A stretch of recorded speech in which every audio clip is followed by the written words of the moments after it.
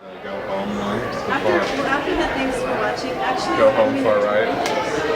After I do the collection and everything, I'll just come and sit back here, so that you're not just stuck here. It's just mainly while I welcome everyone and count the people and collect the money. That's really the main reason it's hard to be back here. But then I can kind of walk you through it from when I get back from counting. So when collection happens, then what one am I on then? Just the middle one? Let's see, what's the offer choice? I think we can just keep it running because that's loose. On the main camera one? Yeah, because that was composed to you. You don't just... Let's do it again. I was going to say you don't have to. I was ready. What were you going to tell me like a minute ago? That one. You're going to tell me something about something. About this, I'm sure. Or the service. I honestly can't remember. Hello, how are you? Oh, will you put it back to standby? Pre-service, the one on the phone. Yeah.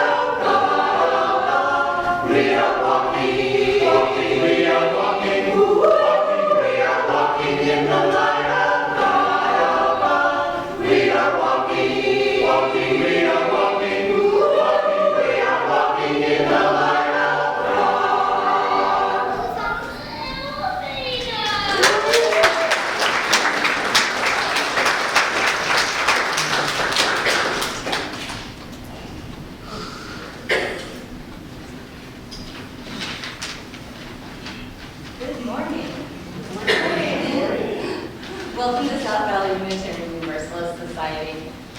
As we begin, please turn off your electric devices. And I invite you to enjoy the chapel at the back of the sanctuary. You can note your joys and concerns in the book there. If you have little ones, we have a nursery downstairs. And after our service, I invite you all downstairs to enjoy hospitality and to greet one another. Finally, please note the announcements in your order of service, with the many ways to be engaged in this vibrant community. Good morning. My name is Anna Hess. I'm a member of the Board of Trustees here. I welcome you.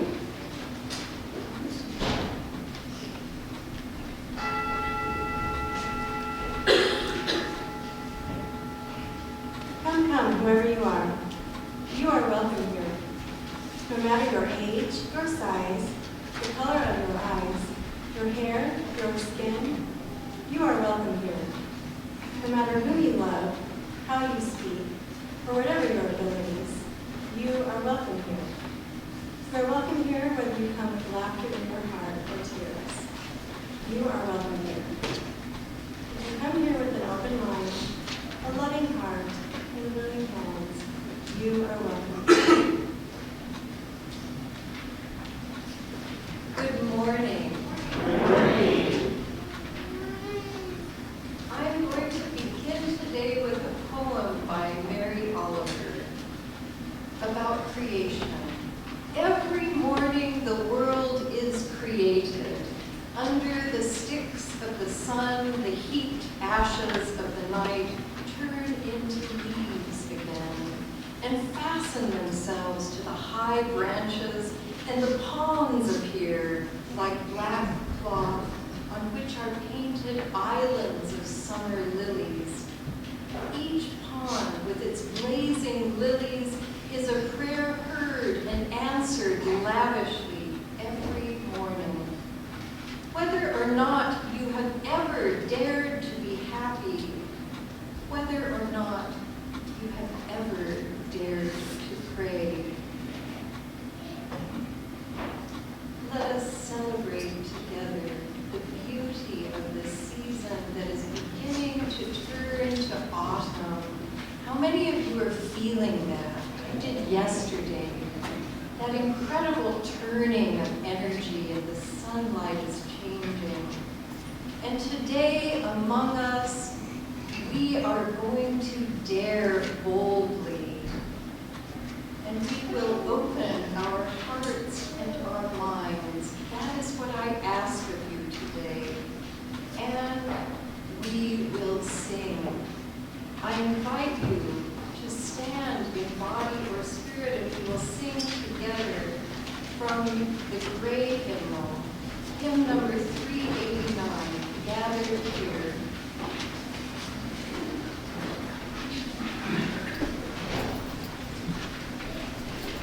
We're going to sing it all the way through once. And I have Brenda and Jordan and John to help me in guiding the individual groups. You start at the beginning when you start. Come on, right there.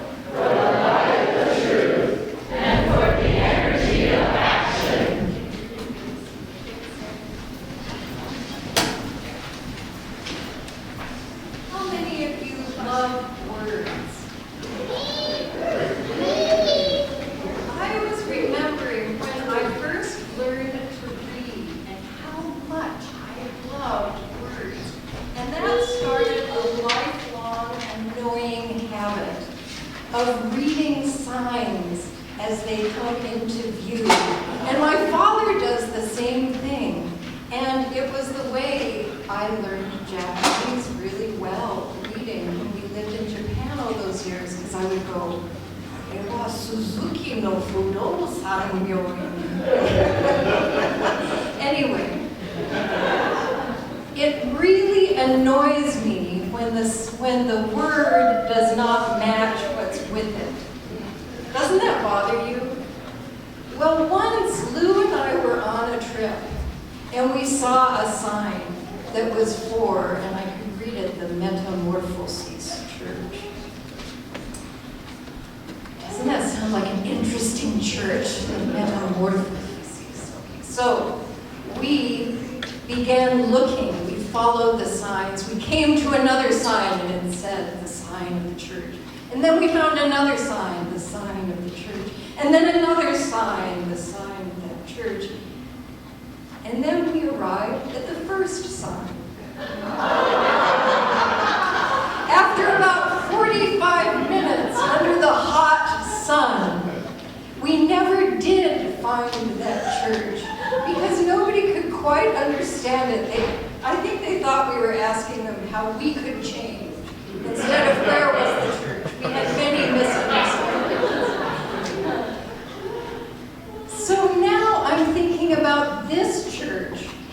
sign. What does our sign say?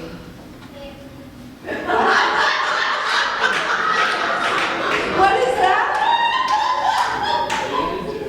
KFC? KFC! Okay. So very often when we tell people how to find our church, we say it's by the KFC sign. So we do have a KFC sign, but we're not serving chicken. So that's one of those signs like the metamorphosis sign. Thank you, that's perfect. Okay, what other signs do we have? Because we're thinking of, been trying to think about a sign for our church, but what other signs do we have? We have the flag. Do you know what we are called in this neighborhood? We are the Rainbow Church. Okay, so I have Does anybody know how long we have had that rainbow flag? Yeah. At least 20 years. And I imagine that sign, that rainbow flag, went through a kind of metamorphosis of meaning until it is hanging in front of us. What does it mean? Would anybody who's new like to tell us what that rainbow flag means to them? Because I think it would be different for those of us who are here, those of you who are here and just put it up. What does it mean to you? Those of you who've just been here a few times. It means everyone's welcome. No matter who you are, you're welcome. Thank you, thank you. Everyone is welcome. Okay. Anything else? Did you hear that? There are cool people inside. Anything else it could mean? Microphone.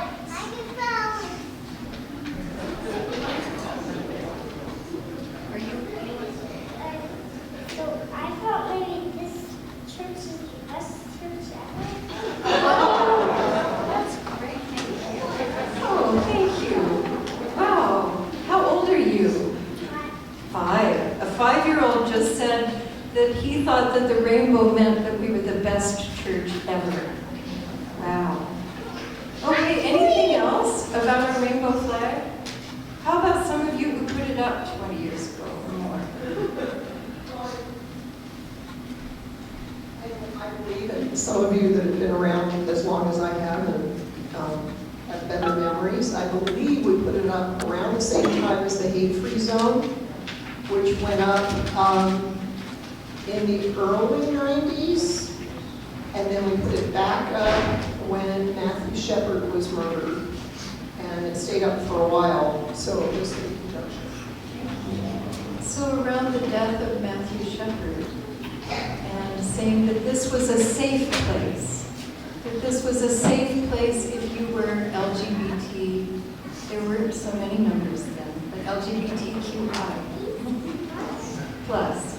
So, and when we first, yes, Brenda. The thing that I loved when we first put it up, it was for that welcoming of this group, which I'm a part of. But it wasn't that group in this church that said we need to have it. It was the straight folks. It was the heterosexual people who said we need to make it a sign of this. And that's what has always warmed my heart. Thank you, Brenda. Brenda, thank you. So it was a sign.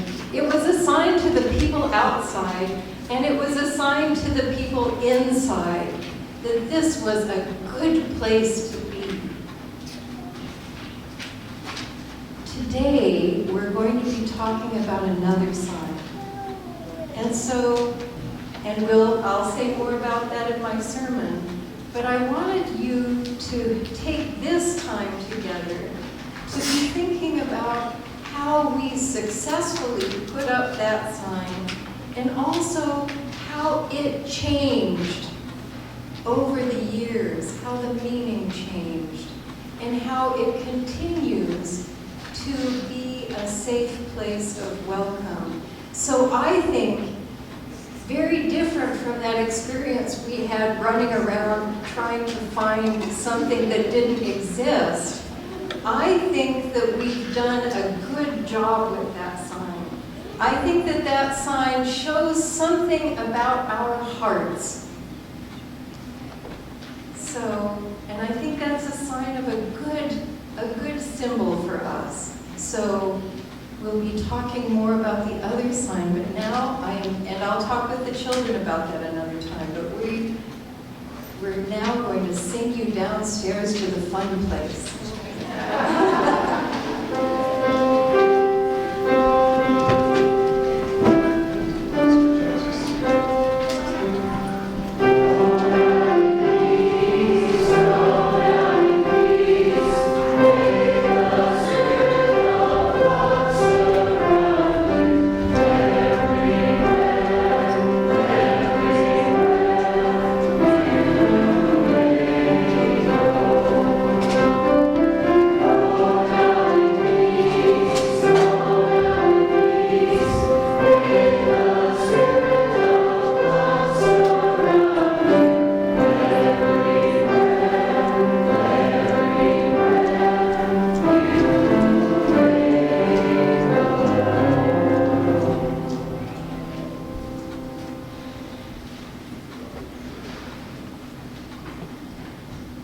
I invite you now to listen to the sound of the bell and find that place within you of stillness, that place that has been called the still point of the turning earth.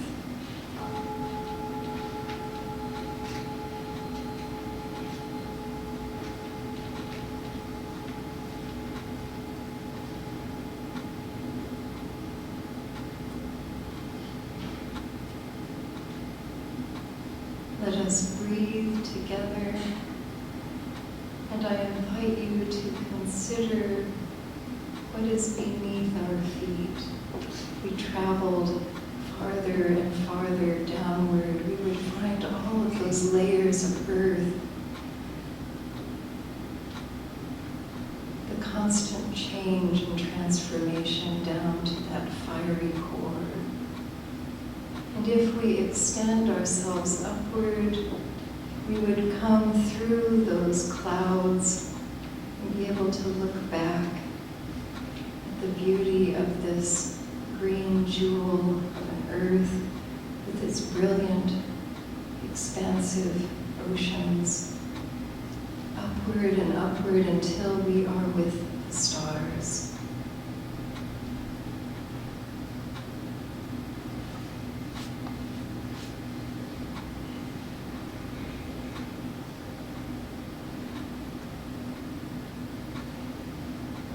Today, I invite you to keep that stillness with you as we consider, as we always do, especially during this time, consider what we have on our hearts, what each of us is bringing with us today. We bring with us news from far away. We bring with us the struggles in our families, the happiness. I heard of a wedding yesterday in one family. And we also hold with us Tyler, who is April's son, who is just recovering from surgery, and the many other joys and sorrows that are felt deeply in this community. I bring happiness with my sister-in-law, who is recovering from breast cancer. And I invite you, after I ring the bell again, we will have a minute of silence. And in that silence, if you like, I invite you to say the names of any you would like to be held in this community.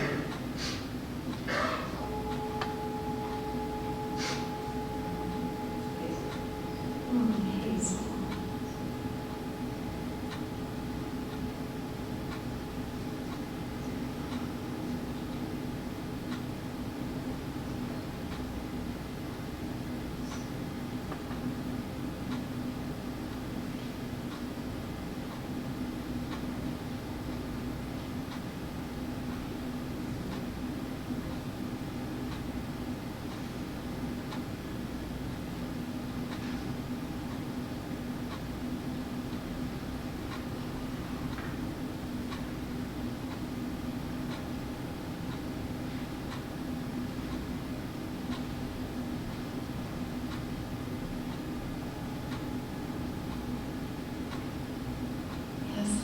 told Hazel too, Hazel Stewart, who is also recovering from surgery. And there is a chapel in the back where you can write your joys and concerns and also send me a message that I will answer. May we continue throughout this service to hold these joys and sorrows and remember this during our week. Amen. And may it be so.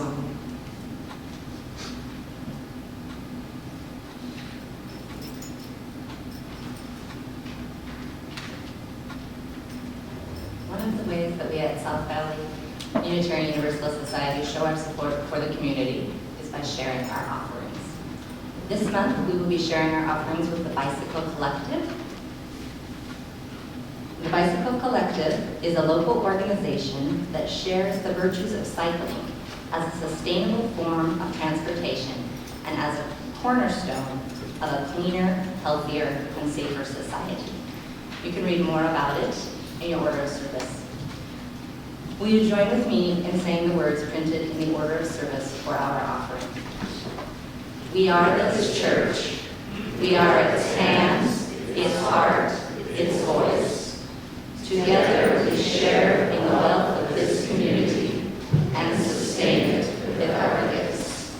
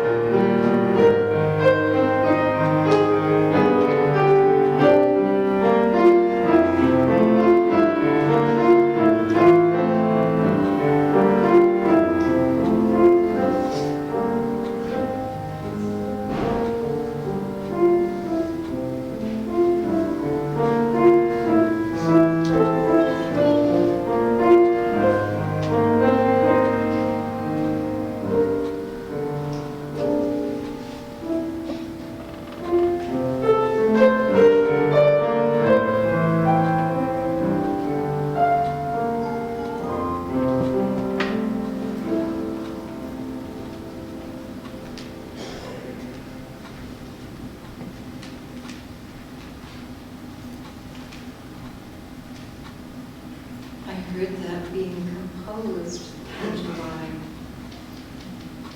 I invite you now into a responsive reading, the number of which is in your order of service. And if somebody could shout out that number, I would have that number as well. 584.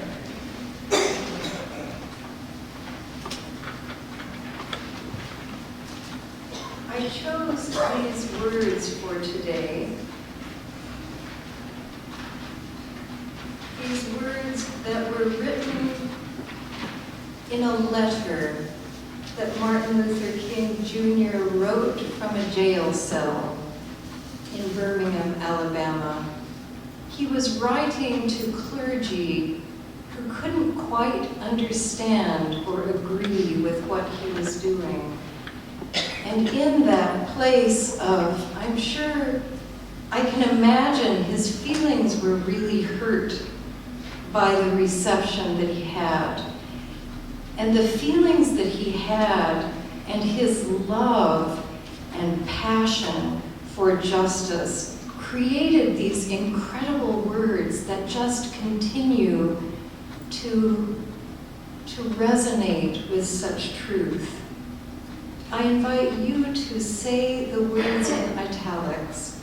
We are caught in an inescapable network of mutuality, tied in a single garment of destiny.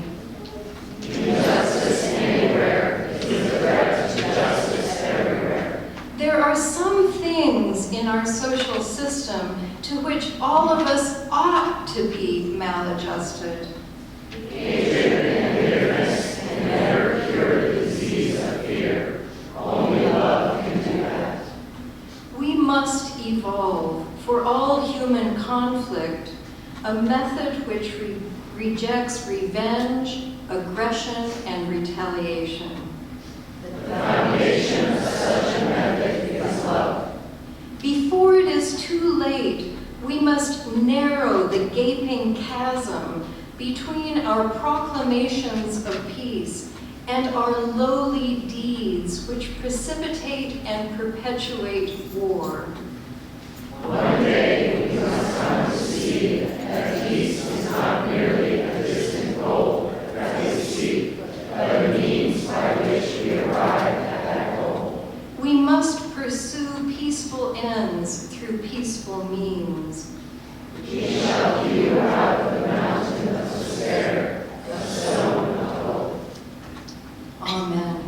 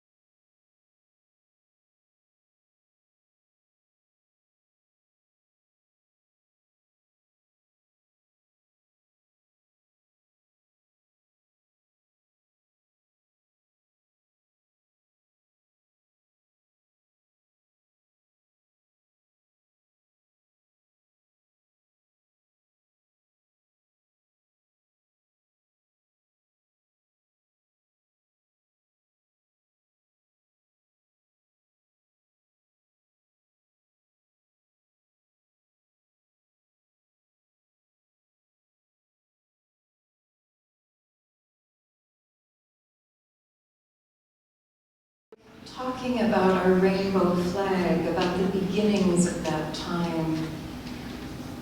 When many years ago, Martin Luther King Jr.'s voice was heard by millions, and now he is gone. And may his spirit be with us, and may his spirit be with the world, and his prophetic words. May we have the will to make them true in this time. On Mother's and Father's Days, we've been doing something a little different. We have been celebrating on each of those days. How many of you have been here for our Mother's and Father's Days?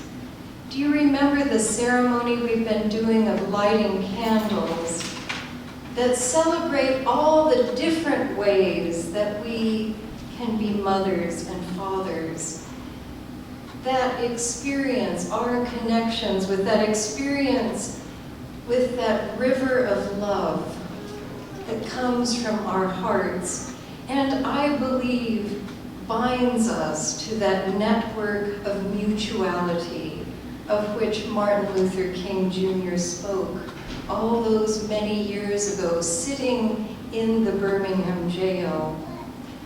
When I grow to love people, and that has been happening a lot the last 4 years, all of a sudden I'm confronted with something else, fear. I meet someone who is new to this community and I hear their story, or someone who's been here for a long time, and after we speak and they get into their car, all of a sudden I'm wanting to say, drive safely, be safe. And all of a sudden I see all of the ways, all of the things that could go wrong, could bring them pain.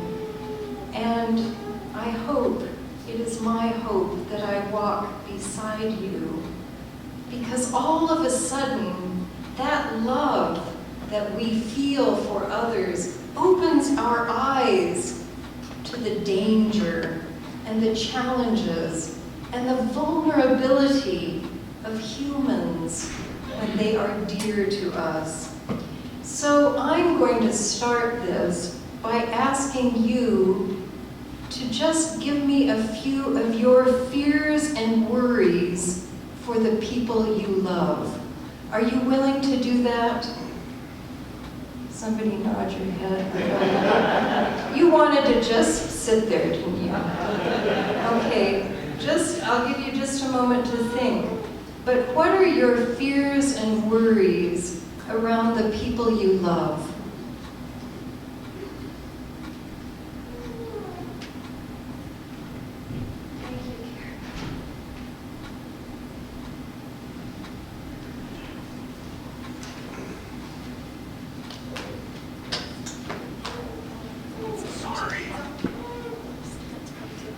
I don't need a microphone. Streaming people won't hear you. You're good. You're good. Okay, hello. All right. So that's easy for me. I have my middle son is in the FBI, and for years before that he was Galveston Police Department. So I have fears and worries about him only 24/7, 365. We're going on 15 years.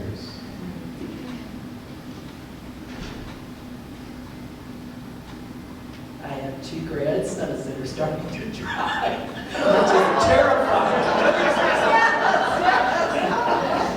I couldn't even imagine what that would be like. My little one that you had earlier,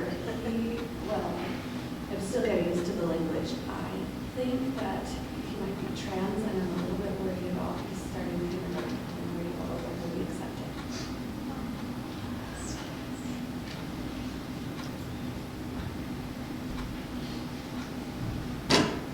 Thank you so much, all of you, for sharing these. I have 3 daughters, and the oldest is like 24, and I just hope they'll make good choices and find good life partners.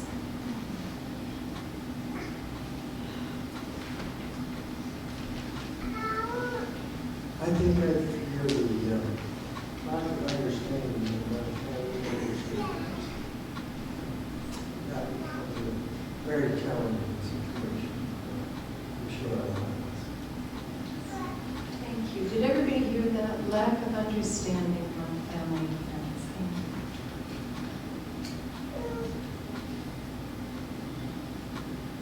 I fear my sister's cancer.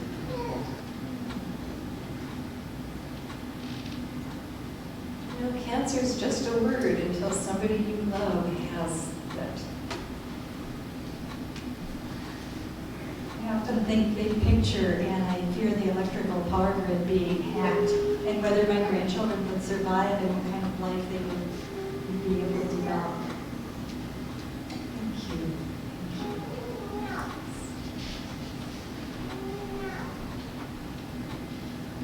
My son-in-law is unemployed, so, and he's got child support for his ex, and of course then my daughter and their child, so.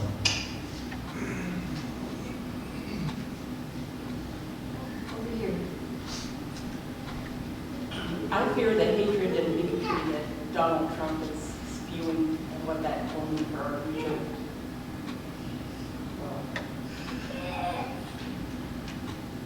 I worry about John falling.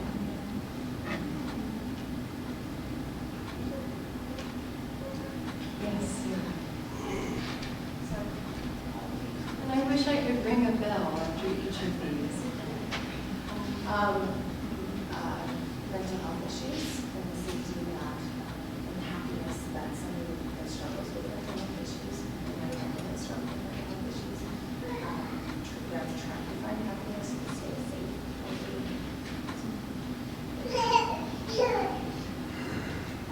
I worry about the kind of planet or society that is being left for our children.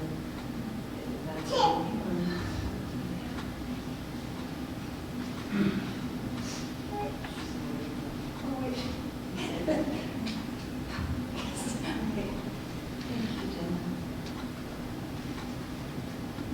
I worry about the planet and the environment for my grandchildren. What will it be like? Will there still be beautiful mountains and beautiful parks and places to go?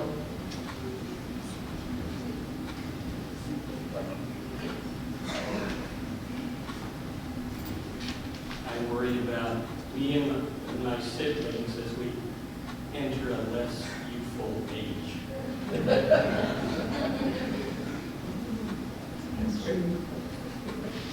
Sue's not pointing at me.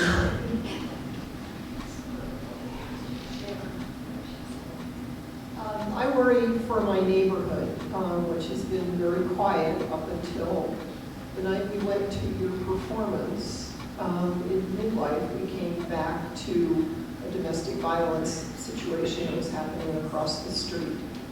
And hopefully those folks are moving next week, but what does it say about the area?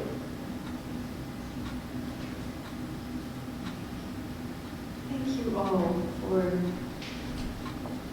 sharing your fears.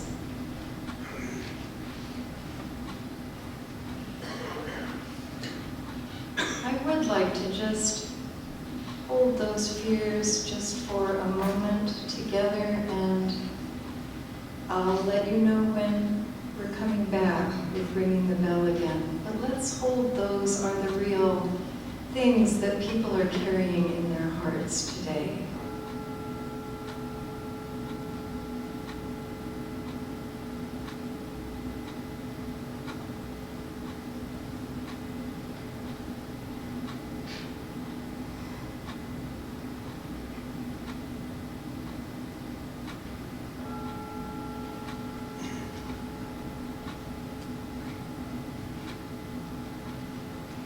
You may have started wondering what all this has to do with Black Lives Matter. I'm going to read you now what a woman named Monica Simpson wrote in the Huffington Post. She is a Black woman thinking about having children, and I wanted to bring her fears to you as you are considering your own. This is what she wrote. What is it to be a black woman in this country and to contemplate being a parent? It is having so many hopes and dreams, but also nightmares fueled by the daily reminder of the fact that hate and a criminal justice system warped by racism would put my child at risk. I imagine my child growing up. He would run and ride bikes.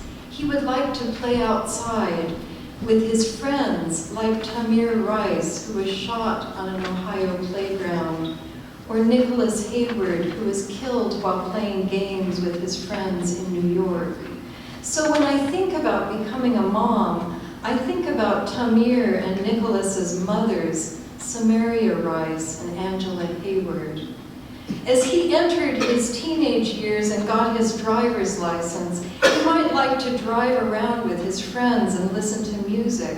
He might play it a little too loud, as young people like to do, like Jordan Davis was doing when he was shot outside a convenience store in Florida. So when I think about becoming a mom, I think about Jordan's mother, Lucia McBath.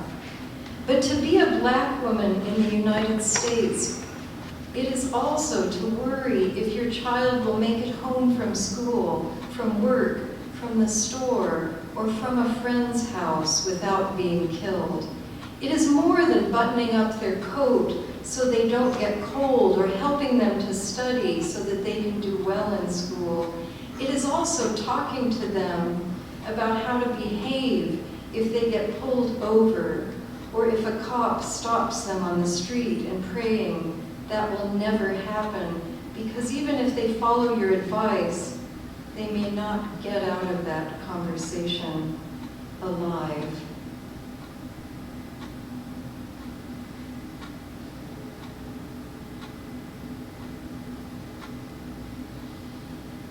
I'm asking you, as you think of your own fears, to think deeply, to let these fears of this mother enter into your heart.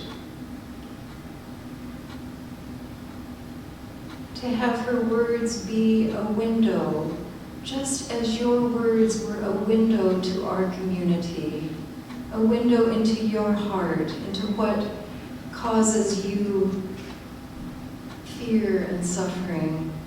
Let us open our eyes to what she is saying, what she is expressing about the fear that she feels about a child. Last week, on August 9th, we passed the 2-year anniversary of Michael Brown's death in Ferguson, Missouri. On that day, many people gathered in Ferguson for a memorial service, and they had a time of silence at the place where Michael was fatally shot by a police officer. Let us remember that time. That was such a pivotal moment in the history of this country.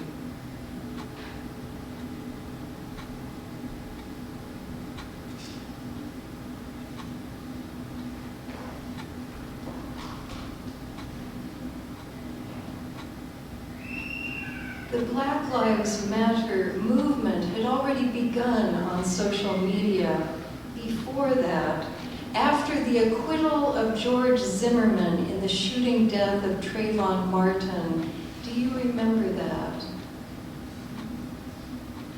And that movement became nationally recognized because there were demonstrations, again, following the deaths of 2 other people, one of whom is up here, Michael Brown. And who is the other one? Let us say his name into this place. In New York, this is not a test, Eric Garner. Eric Garner. Since then, our attention has been riveted by more deaths, But I think what is important to understand is that these deaths were happening before Trayvon Martin became so big in the news, before Michael Brown, before Eric Garner, and then the others that have followed. This was already a part of what Black Americans knew could happen to their loved ones. But before 2012, most of us weren't really awake to that, to the fact that that was happening around our country. And part of what I'm asking you to do as a kind of first step as we consider putting a Black Lives Matter banner on our church, I want you to think about staying awake to what is coming out in the news, staying awake to what we are now discovering is happening around our country. This summer, on July 7th in Minnesota, Philando Castile was fatally shot by law enforcement officers.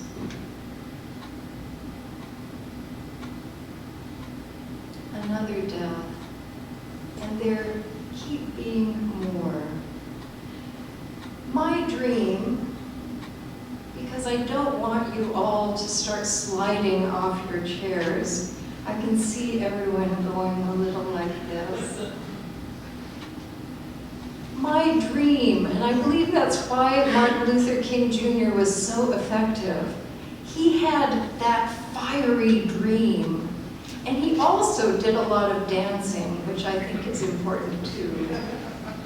But I long for the day that we remember on that August day of the shooting, that we remember that day, August 9th, that we remember that day and the deaths and the aftermath in the way we remember the Stonewall riots in New York. How many of you have heard of the Stonewall riots? I thought you might have. But these were riots and protests against unfair treatment by police at a bar in New York City, at a gay bar in New York City. This is June 28, 1969. And a group of gay customers at this popular gay bar in Greenwich Village called the Stonewall Inn, and they're using gay here, I'm taking this from a news thing, to mean the whole spectrum. There were many very brave trans people who were very much leading this. They grew angry at the harassment by police, and they took a stand, and a riot broke out. I don't like riots. There's a lot of complexity in this. But this riot was the beginning. It was the beginning of LGBTQ people not staying fearfully in the shadows, not being afraid of being open or out, that would literally kill them. They wanted to be seen.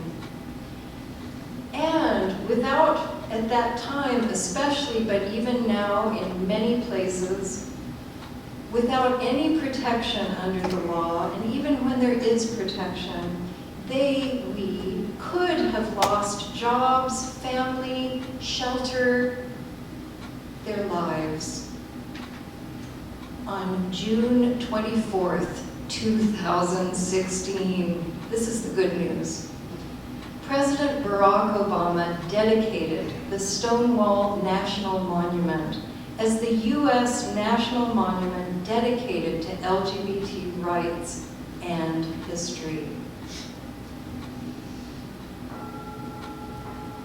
For good things. Today, I am inviting you on a journey. I'm inviting you on a journey that is similar to the journey that you took when you decided to hang that rainbow flag. And this won't be your first journey. I believe in this congregation there are many seasoned travelers. I can see you out there. Many of you have traveled out of your comfort zones even to come through the door of this church. And those of you who have been here for a long time will remember what happened when they put up the rainbow flag. One thing people didn't mention that I have heard about putting up the rainbow flag was that there was fear around that. There was fear that somebody would come in and do something violent. I wonder how many of you who are here today were here when someone stood at this pulpit and suggested being a welcoming congregation. Was anybody here? We have a few people. Wow. After this service, I hope that you gather in one place in the social hall and answer people's questions about what that was like.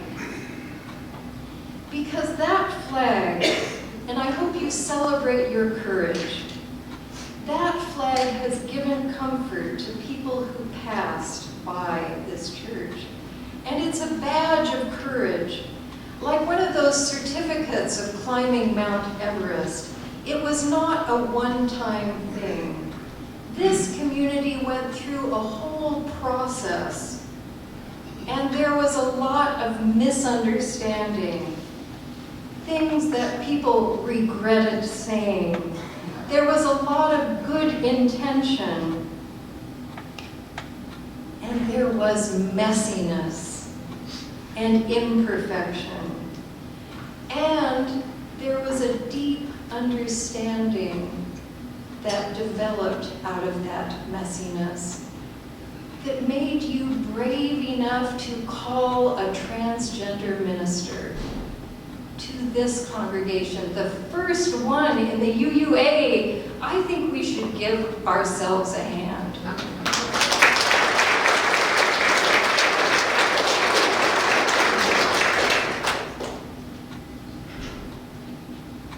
That deep understanding called you to be courageous. And now we're the Rainbow Church, and it seems kind of fun to the people around us, not really scary. We have some people who've joined who live in Cottonwood Heights, and they were saying, oh yeah, they call you the Rainbow Church. Not like they call you the Rainbow Church, they just call you the Rainbow Church. Things have changed. And one of the signs that you have gone through true change, I sense in the way that you see me. I don't imagine that most of you think of me as the lesbian minister. I'm hearing laughter. That's good. I am simply me. That's a huge change from 20 years ago. You just think of me as having that cool wife who writes music and a very imperfect dog who barks at everyone. So your imperfect process, all of those messy things you went through, brought real change to this community. And people truly feel comfortable. And the work is not over. The work is never over. But my, what a huge change. And it is an imperfect process I'm inviting you to begin around Black Lives Matter. Part of which would be hanging a banner under our rainbow flag. But there's a lot of work to do. Just like if we had hung that rainbow flag and not done any work, it would have had no Well, it would have been like that sign to that church. Where are the welcoming people? And the burden of learning about Black Lives Matter is on us. We need to learn. How many of you surf the internet? How many of you learned about your former church through the internet? Some people. Anyway, it is a way to hear so many people's stories. So instead of thinking that we need to have an African American or a Black American come and speak to us and tell us about everything that is difficult, read. There are so many stories that you can find. We need to read about people's experience. You need to read, all of us need to read about this Black Lives Matter movement, which I believe comes out of what that mother or mother-to-be is imagining of the world.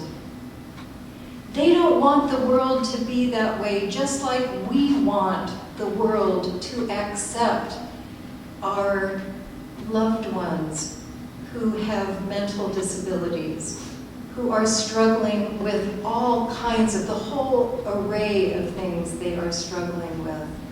People who are struggling around gender and sexuality. And there are people who know that their children will be targets because of race. And another way we must learn is we must learn about who we are. We must be able to look in the mirror and see our privilege, and also how it is built on systems that cause suffering to people of color. Cole Casto, will you raise your hand, Cole? Sorry to put you on the spot, she's back there. She is going to be working with me, and we're going to together provide lots of opportunities to do this messy work, to do this work in community. We have challenges, and I have tried to delineate some of them because this is a really complex problem. As many of you know, I have been involved with a clergy group in conversation with law enforcement. Another reality that is happening at this time is that police are feeling more fear. Fewer people are becoming police officers. Fewer people are wanting to apply. That means there are fewer people they can choose from, which is not a good thing. I have heard from people in law enforcement that another big problem is that there is very low pay. The people are not being paid enough for what they have to go out and do. This unfairness and the racism in law enforcement comes from a very complex array of sources. And we need law enforcement. We can't just tell them to all go home. We need law enforcement. Unfortunately, the Black Lives Matter symbol, which is an affirmation of that Black lives are worthy too, that symbol is often interpreted as an anti-law enforcement sign. How many of you have felt that? Okay. I remember when I was an activist at 13, and there was a moratorium against the Vietnam War, and my father was a World War II vet. There was this moratorium to stop the war, and they were wearing black armbands. Some of you older people might remember this. And I wanted to march. I was in Youth Socialist Action. You would be surprised what this little Mormon girl did. But anyway, I talked with my father about this, and I said, when I see that black band, he said, I think that you are not valuing the people who have died. That symbol, which was a symbol to end the war, became a very negative symbol to people who were veterans, because they felt then all the people who have died, how can we then lift them up? Their lives are then worth nothing. So I developed black and white armbands. And I got about 20 people to wear them, and we wore black and white armbands. But I have come to realize that this is something we do. When a symbol is emerging, we always have some way that we can turn it negatively that stops the movement. I am sure that there are people in this congregation who thought, or maybe they're not here anymore, but they thought that hanging a rainbow flag and becoming a welcoming congregation would mean that heterosexual people were not welcome. I think there were people who felt that. They thought that we would become a gay church, but that did not happen. Sometimes we have to weather through the way people are wrongly interpreting something. They're wrongly interpreting symbols. We weathered through it, and now people are thinking, oh, the rainbow church. But at first they were thinking, the rainbow. They had all of those negative connotations. We must stand by how we interpret our signs, just as we have with our flag. And on September 11th, after our water ceremony, our Salt Lake City Police Chief, Chief Brown, is coming to talk with us and answer questions about what Salt Lake City is doing around racism. Another pitfall is that in this process of transformation, we're going to be imperfect, just as we were in becoming a welcoming congregation. We're going to say things that we'll look back and go, ugh. Because as we grow, we say lots of things that then later we think, oh, that was so stupid. And do you know what? When you shame somebody, you push them farther away from how you want them to transform. And shaming is a knee-jerk reaction. I want this to be a shame-free zone. If people use the wrong language, I want you to try to listen to their hearts and find a way to sit with them and say, you know, this might be another way of looking at the problem. Let me tell you about this. But shaming just turns people away. Learning to say the right words does not replace the need to change our hearts, for it is in changing our hearts that we change the world. Lou and some of our very closest friends are evangelicals. And when we met them, they had awful words. This was 30 years ago, about same-sex couples. They didn't have the right words at all, but their hearts are so wonderful. Let's believe in each other's hearts, and then the words will change. We don't judge people for the words that they say. And I think that we need to have a lot of joy in this process. Each of us brings gifts. Some of us bring the gift of laughter. We will need that gift. Some of us are scholars and will love investigating the history of racism and the complexity of race in this valley, in this state, around housing, around law enforcement.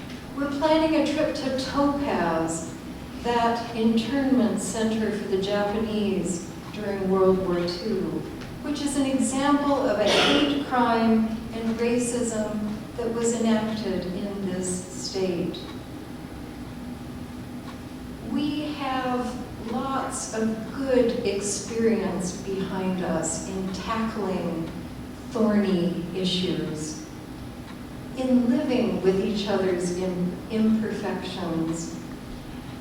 When our ancestor, our Unitarian ancestor, Theodore Parker, who is said to have written a sermon with his hand on a gun because he was always hiding escaping slaves from the South, he said this.